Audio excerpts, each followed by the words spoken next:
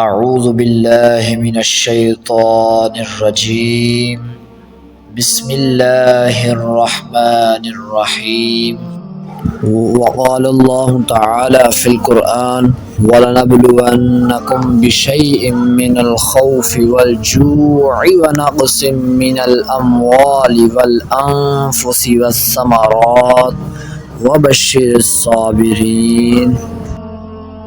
اللہ تعالیٰ نے قرآن پاک میں ارشاد فرمایا، ہم تمہیں ضرور آزمائیں گے کسی شے سے، خوف میں سے، بھوک میں سے، مالوں میں، جانوں میں اور پھلوں میں کمی کرنے کے ساتھ، اور خوشخبری ہے صبر کرنے والوں کے لیے۔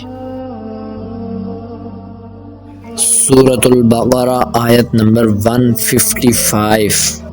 وقال اللہ تعالی فی القرآن انما یوفی الصابرون اجرہم بغیر حساب۔ اللہ تعالی نے قرآن پاک میں ارشاد فرمایا، بے شک صبر کرنے والوں کو ان کا اجر پورا پورا دیا جائے گا بغیر حساب کے۔ سورۃ الزمر آیت نمبر 10۔